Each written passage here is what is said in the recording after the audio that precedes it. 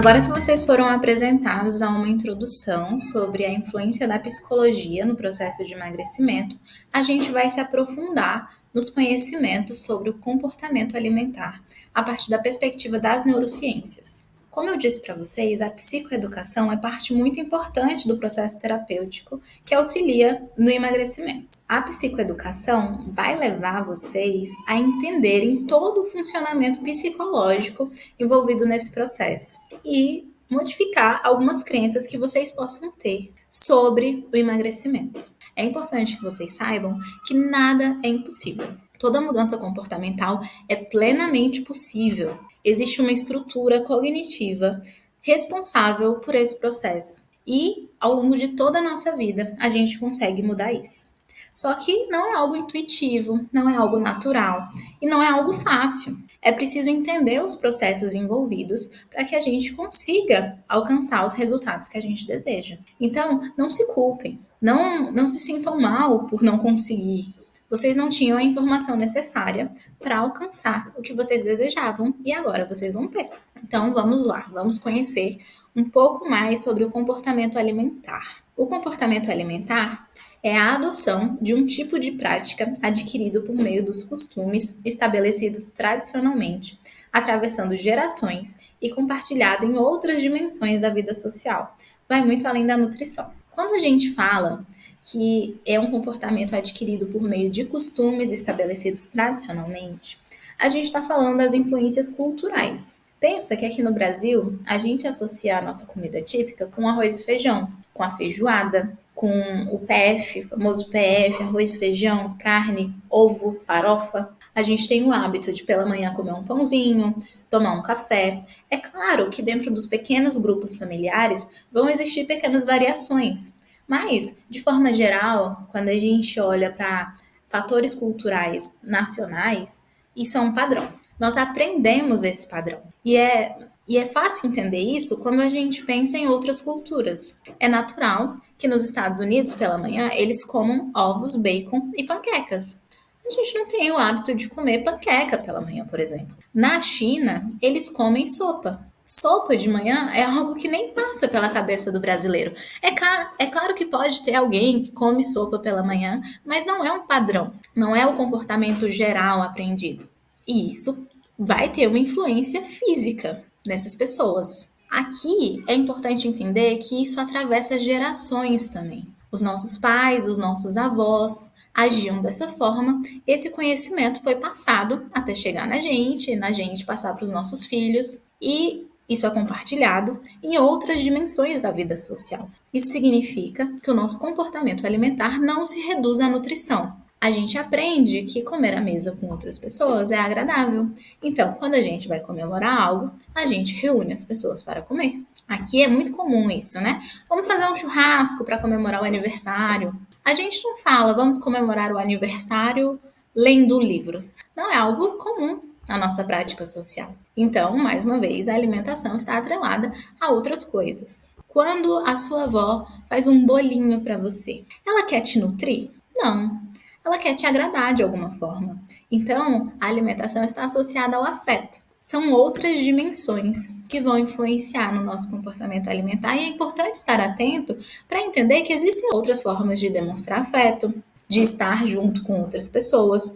Uma vez que a gente consegue identificar isso, fica mais fácil fazer uma intervenção. A mudança de comportamento tem papel importante na promoção de hábitos saudáveis e na aderência ao tratamento. Deve-se considerar uma série de fatores, como entender o significado atribuído à comida pelo indivíduo, o sabor, o prazer, as consequências da ingestão alimentar, em que se baseiam as suas escolhas. Pensa assim: quando eu como esse bolo de chocolate, eu estou comendo ele por quê?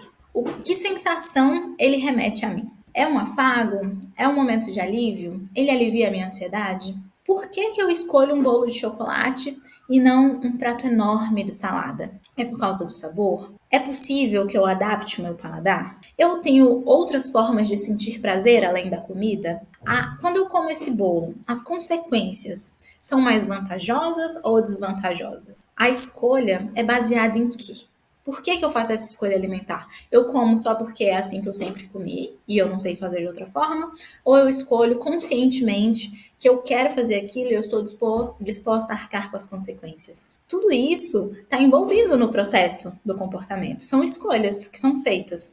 E se a gente não tem a ideia de todos os fatores que influenciam nisso, fica muito mais difícil auxiliar o seu processo de emagrecimento. A psicoeducação. Entender o seu próprio comportamento e promover uma mudança consciente e duradoura, promovida por meio de um novo estilo de vida, é o que fará a diferença no processo de emagrecimento. Já falei isso para vocês. Entender o seu funcionamento vai te ajudar e muito a conseguir mudar e manter essa mudança no teu processo de emagrecimento. É muito comum que as pessoas consigam emagrecer por um tempo, né? Ela começa um novo plano alimentar, faz uma mudança radical de uma hora para outra, consegue manter ali por um tempo, mas é impossível manter por um longo tempo porque nenhuma mudança radical é sustentável. É preciso fazer mudanças aos poucos e é preciso que você se adapte a elas também. E para que aconteça essa adaptação, você precisa estar consciente de que aquilo é sustentável dentro da tua realidade. Aqui eu trouxe um gráfico que mostra as influências no comportamento alimentar. Tem aqui a questão do aprendizado, então, uma preferência condicionada ao alimento, aversão condicionada ao alimento, influências familiares. Quando eu digo que é condicionada, porque a gente aprendeu. Então, desde a sua infância, você comia um bolinho e gostava e sentia prazer, você foi condicionado a associar aquilo com algo positivo. Quando você associa o brócolis com algo negativo, você está sendo condicionado a essa aversão. É possível mudar isso. Se você começa a associar um alimento que você não gosta com algo positivo, é possível que essa mudança ocorra. Fatores da sua personalidade também importam. Então, o seu humor naquele momento, a impulsividade, as tuas crenças, a alimentação emocional, o meio ambiente. Então, o apelo do marketing, muita propaganda em cima de um alimento, como o McDonald's. A disponibilidade do alimento, se tem fácil ali na tua geladeira, se é fácil pedir e ele chegar na tua casa. O preço, políticas públicas, porque nem todo mundo tem acesso a alimentos saudáveis. A renda, se você tem condição de pedir iFood todo dia, é mais propício que você peça iFood todo dia. Educação, então a importância de saber como os alimentos influenciam no teu corpo, disponibilidade de tempo, religião, estresse, clima, tudo isso aqui vai influenciar nas tuas escolhas alimentares. E fisiologia. O nosso foco aqui na parte do comportamento alimentar é aqui, principalmente na fisiologia. Então, sobre predisposição genética, fome, saciedade, sabor, olfato, textura, aparência, prazer e aversão. Como o nosso corpo reage a cada uma dessas coisas. A busca pelo equilíbrio. O nosso corpo, o nosso sistema, ele sempre está em busca de equilíbrio. A gente chama isso de homeostase. É uma tendência que o sistema tem de agir para manter a própria estabilidade, mesmo sob condições adversas e expostas a alterações. Pensa que você tem um peso. E esse seu peso está aí há muito tempo. Seu corpo está acostumado com ele. Então, ele vai tentar, a todo custo, manter essa estrutura. E aí ele vai ativar todas as ferramentas que ele tiver para fazer a manutenção desse peso. E aí ele vai tentar equilibrar a ingestão de alimentos com o gasto calórico para equilibrar essa balança. Quando você começa um processo de emagrecimento, é comum que você sinta fome, por exemplo. Isso é o seu corpo tentando regular o teu peso. Então você começa a perder peso, ele percebe e fala: opa, estamos perdendo peso, precisamos equilibrar a balança. Então ele aumenta a rede de hormônios e de moduladores cerebrais para que você volte a comer e estabilize o seu peso. O contrário também é real. Quando você começa a engordar muito, o seu corpo é regulado para que seus hormônios e seus moduladores cerebrais façam com que você tenha menos fome e controle a sua ingestão de calorias. Então vamos entender como que funciona isso no nosso corpo.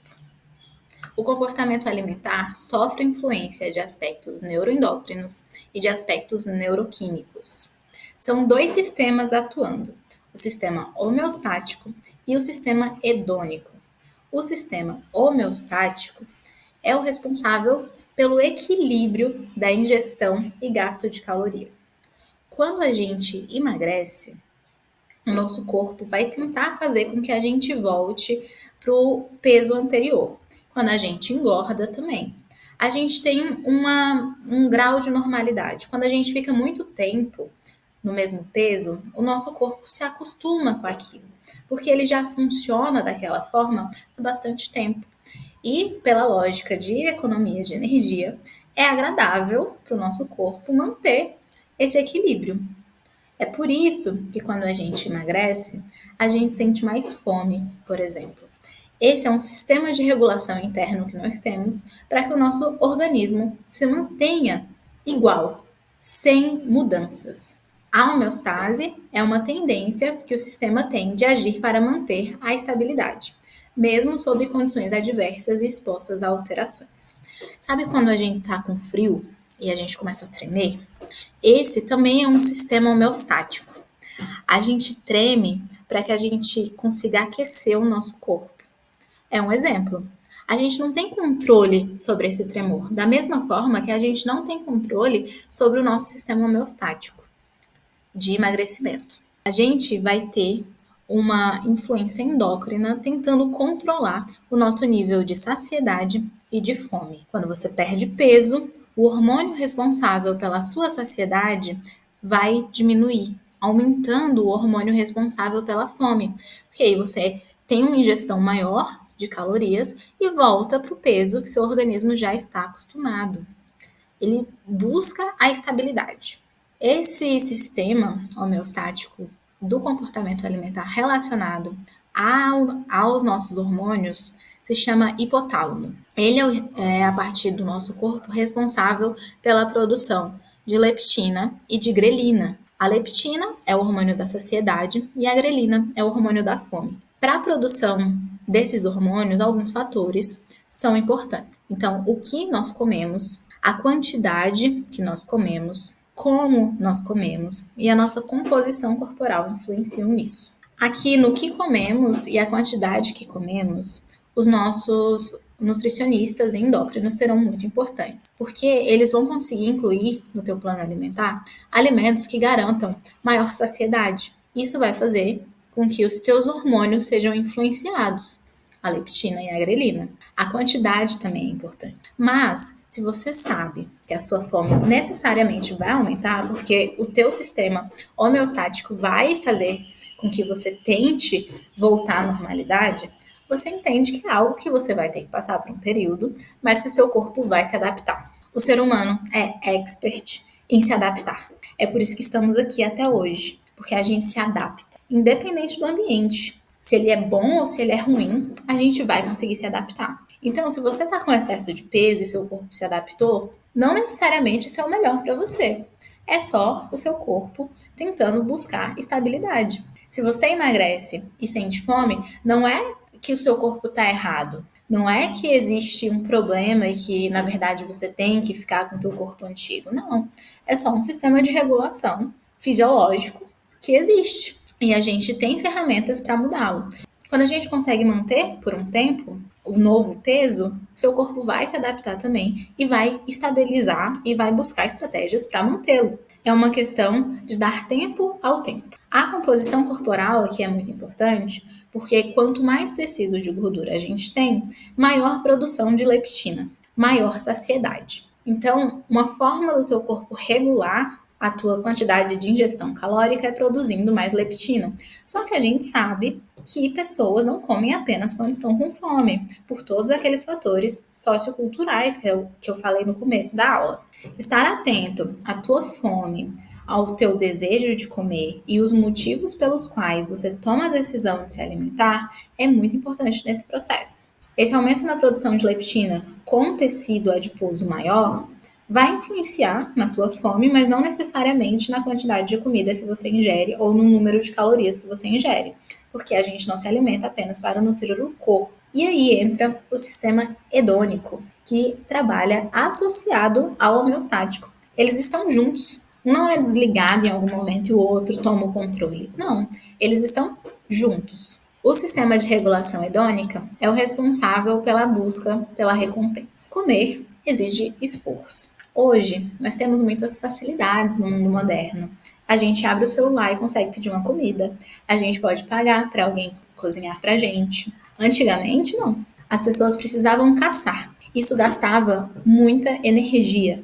Procurar por comida demandava muito esforço. E é por isso que um prazer precisou ser associado a essa busca para que valesse a pena e a gente conseguisse sobreviver. Sem uma recompensa, o ser humano lá atrás não iria sair da sua toca, correr riscos, gastar energia sem nenhuma recompensa. O nosso sistema de busca pela comida evoluiu ao ponto de associar prazer com memórias e emoções. O nosso sistema límbico, que é o sistema responsável pelas emoções do nosso cérebro, é ativado quando a gente vai comer. Então, áreas como a amígdala, responsável pela emoção, hipocampo, responsável pela memória, é ativado.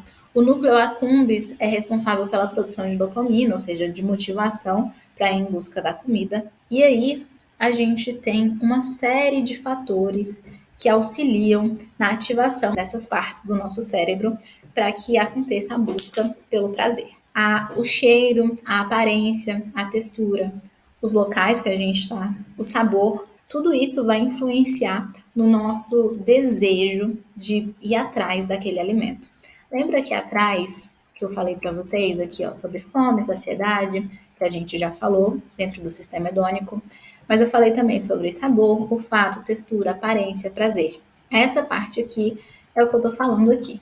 Pensa naqueles vídeos de cascata de chocolate caindo, caindo, e aí você vê aquilo e a tua memória é ativada com todo o prazer que você já sentiu ao longo da vida comendo um chocolate. Isso gera uma emoção que, consequentemente, é mandada para a parte do teu cérebro responsável pela análise e depois pela tomada de ação, né? De levantar e ir em busca daquele alimento. Os locais que você frequenta também ativam essas emoções e memórias. Então, quando você lembra do teu restaurante favorito, isso remete a uma emoção. Você associa aquilo com todos os momentos felizes que você já passou ali, que consequentemente levam a uma memória bacana e que leva à tomada de decisão de ir até lá. Para ativar o córtex motor, o responsável por fazer com que você tome uma atitude e vá em busca daquele alimento, essa informação do cheiro, da aparência, da textura, a memória que ela remete, é enviada para o córtex pré-frontal, que é a parte responsável por análise de risco e tomada de decisões. E só depois é que ela é mandada para o córtex motor para que a gente levante e vá em busca da comida. Por que que isso é importante? É muito comum que na terapia as pessoas digam que não sabem porque comem aquilo, é algo automático. Ah, eu não sei porque eu furo a dieta, é automático ir lá e pegar um biscoito, é automático. Quando eu vejo, eu já estou comendo. Só que na prática, isso é impossível.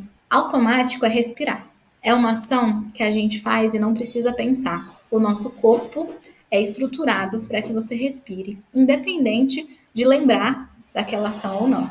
Então não tem, ai meu Deus, esqueci e parei de respirar, desmaiei. Não. Esqueci de fazer meu coração bater, ele parou e aí eu tive que ir para o hospital. Isso não existe. Mas a tomada de decisão para se alimentar, ela necessariamente passa pela consciência. E é nesse momento que a memória, que o sentimento chega até o córtex pré-frontal, que a gente começa com a negociação. E os pensamentos disfuncionais e as crenças disfuncionais entram em ação. É nesse momento que você viu a cascata de chocolate maravilhosa que você pensa no dia difícil que teve, em como você tem seguido a dieta tão certinho por uma semana e merece, como, eu nem vou emagrecer mesmo, então é melhor eu comer logo e acabar com esse sofrimento. Todos esses pensamentos são uma forma de você negociar consigo mesmo e tomar a decisão de comer e de mandar essa informação para o córtex motor e tomar uma atitude. Sabendo que você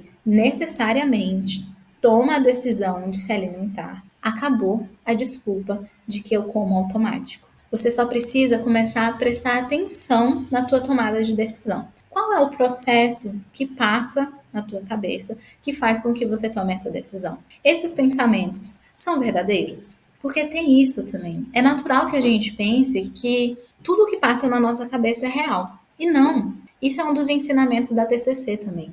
Os nossos pensamentos não são reais. A gente não precisa acreditar em tudo que pensa. Se você pensar assim, um leão vai entrar nessa sala agora, vai acontecer? Só porque você pensou, necessariamente um leão vai entrar nessa sala agora? Isso mostra que os nossos pensamentos não são reais. Que não é porque passou pela minha mente que vai acontecer. Então, quando você pensa, eu nunca vou emagrecer mesmo, isso não é real. É só uma conclusão que você chegou baseada em uma série de acontecimentos ao longo da sua vida. Se você mudar algum desses aspectos, isso pode ter um resultado diferente.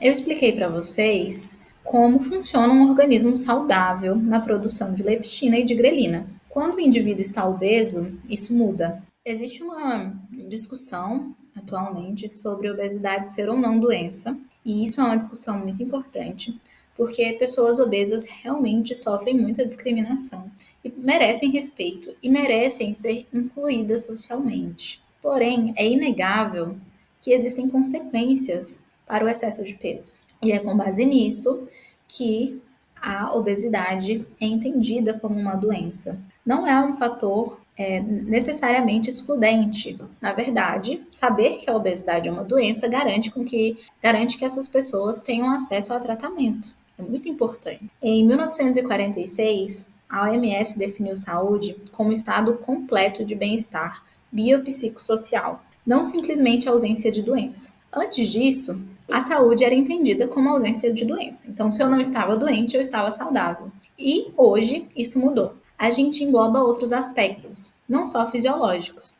É importante que a sua fisiologia esteja saudável, sim, mas é importante que você esteja saudável mentalmente e que você esteja saudável socialmente. Então, que você tenha conexões sociais saudáveis. Isso porque nós somos bichinhos sociáveis. É muito importante para o ser humano sobreviver que ele tenha conexões e que ele tenha laços bem firmados. Isso também faz parte da nossa evolução. Nós somos frágeis. Imagina esse organismo na natureza. Se a gente vivesse sozinho, nós não teríamos chegado até aqui. E para conseguir sobreviver, a gente foi se unindo e formando grupos.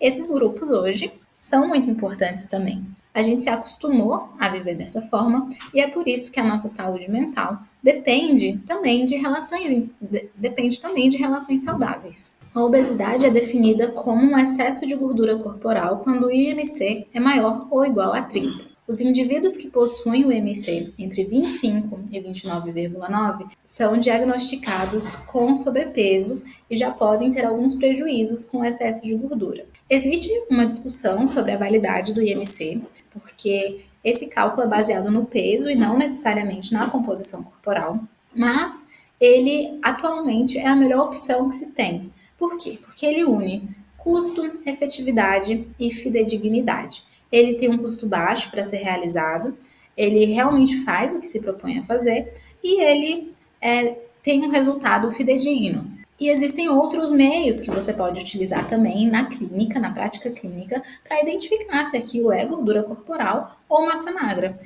É algo que é visível, inclusive. Mas existem meios hoje também, existe bioimpedância, para verificar por meio de uma ferramenta se aquilo é massa magra ou gordura corporal. Fato é que a obesidade causa prejuízos físicos. O excesso de gordura é um quadro inflamatório. Os fatores pró-inflamatórios causados por esse excesso, produzidos pelo tecido adiposo, ou seja, as células de gordura, podem tornar esse processo de inflamação crônica e modifica o funcionamento do corpo. Você não precisa de outras doenças atreladas para considerar a obesidade como doença, porque só ela já causa efeitos negativos ao organismo. Essa inflamação vai desequilibrar o teu corpo. Prova disso é que o seu sistema neuroendócrino vai ser modificado quando você tem altos níveis de gordura. Inclusive, lembra que eu falei com vocês sobre a grelina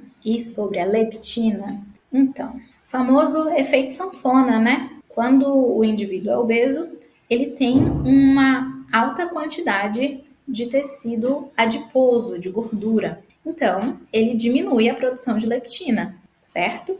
Quando o indivíduo emagrece, ele baixa a taxa metabólica basal dele, ou seja, a quantidade de energia que ele precisa para sobreviver, a saciedade diminui e ele perde massa magra também, ou seja, músculo.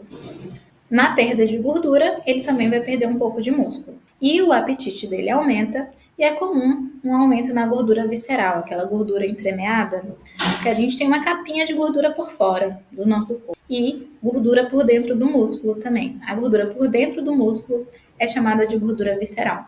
Esse processo de emagrece, engorda, faz com que aumente bastante a gordura visceral, uma gordura muito perigosa para o nosso coração. Agora que você sabe que isso acontece, que existe um desequilíbrio neuroendócrino na produção de leptina e de grelina, saciedade e fome, você já sabe que é normal sentir mais fome durante o processo de emagrecimento e consegue fazer escolhas conscientes da tua alimentação para tentar minimizar esse problema, embora não seja completamente sanado, né? Você vai ter que aguentar um pouquinho, aceitar o desconforto temporário para obter resultados. Significa que você vai sofrer para sempre? Não, porque o teu corpo ele vai encontrar o equilíbrio, ele vai se acostumar com esse novo peso e vai estabilizar. Da mesma forma que ele estabilizou antes com um peso mais alto, ele vai estabilizar também com um peso mais baixo. Quando o indivíduo está obeso, quando ele tem um aumento muito grande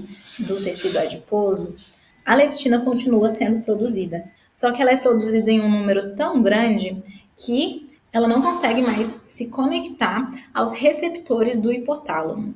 Então, existe muita leptina no teu corpo. Teu corpo está produzindo, só que é tanto que existe um desequilíbrio que faz com que eles não consigam se conectar aos receptores no hipotálamo e a saciedade não acontece como deveria. A saciedade dos indivíduos obesos, ela não funciona da mesma forma que a saciedade do indivíduo saudável.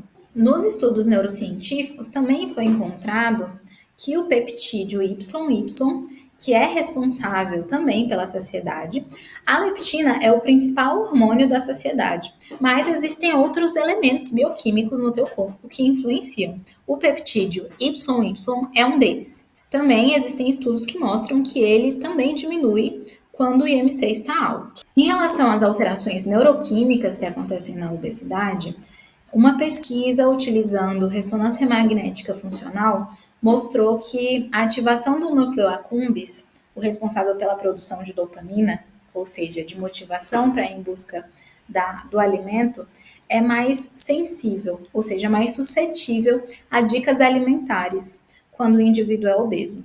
Ou seja, uma pessoa obesa, quando está em contato com alguma dica alimentar, como cheiro, vídeo, estar em um lugar que gosta muito da comida, ela sofre mais influência, tem mais chance de ser suscetível do que uma pessoa não obesa. Resumindo, na nossa fisiologia existem dois sistemas muito importantes que influenciam o nosso comportamento alimentar: o sistema homeostático e o sistema hedônico. Eles trabalham juntos. Esse sistema funciona de maneira diferente em indivíduos obesos e não obesos. E o nosso organismo tenta sempre estar em equilíbrio para que você mantenha o seu peso. E isso vai impactar na produção desses dois hormônios. O que comemos, quando comemos, como comemos e a quantidade de gordura no nosso organismo vai influenciar nesses dois hormônios. Existe também o sistema hedônico, que é o responsável pela motivação e busca do alimento. Para que isso aconteça, as partes do nosso cérebro responsável pela emoção, pela memória, pela tomada de decisão e pela ativação comportamental, levantar e ir em busca do alimento, são ativadas. Então é muito importante que a gente saiba que a tomada de decisão é algo consciente e que existem outras formas de sentir prazer e de aliviar as tensões. Em indivíduos obesos, esse sistema é desequilibrado e, consequentemente, eles ficam mais suscetíveis a ir em busca de alimentos que gerem mais prazer e também têm uma dificuldade de lidar com a saciedade porque o sistema endócrino não está regulado.